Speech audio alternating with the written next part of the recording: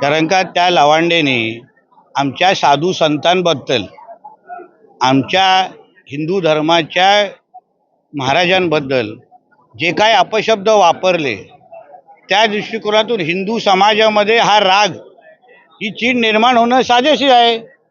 मग लवांडेने आपलं थोबाड थोडं बंद केलं असतं.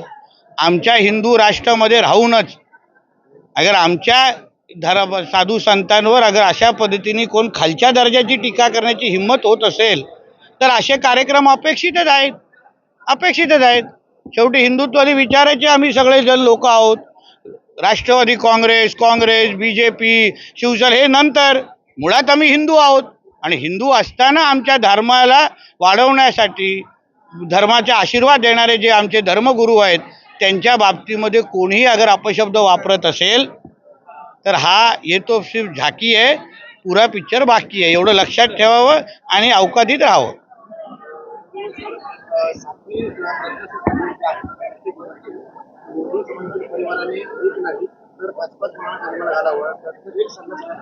चुकीची गोष्ट नाही आहे.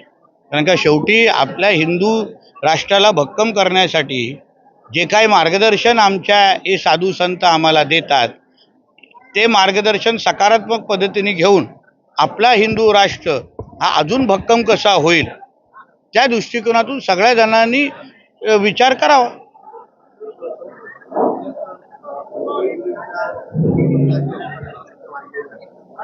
आमच्या देवेंद्र फडणवीस साहेबांच्या सरकारच्या अंतर्गत हे जे काही केसेस ज्या होत आहेत त्याला 100% त्याला आमच्या ह्या लहान मुलींवर जे काय अत्याचार जे काही हे होत आहेत त्याला नियंत्रणात कसं आणणं यासाठी देवेंद्र फडणवीस जी गृहमंत्री म्हणून, मुख्यमंत्री म्हणून 100% सगळ्या बाजूनी त्यांनी तयारी केलेली आहे. आपल्याला येणारे दिसणारे जे आकडे आहेत, येणाऱ्या काळात आपल्याला कुठेच या बाबतीमध्ये उच्चार पण करायला लागणार नाही.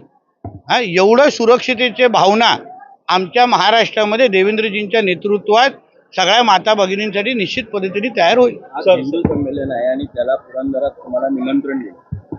शेवटी राज्यामध्ये, देशामध्ये होणारे राष्ट्रीय स्वयंसंघाच्या जन्मशताब्दीच्या वर्षाच्या निमित्ताने गावागावात, वस्तींमध्ये, जिल्ह्यानिहाय हे हिंदू संमेलन सगळीकडेच आयोजित केलेले आहेत.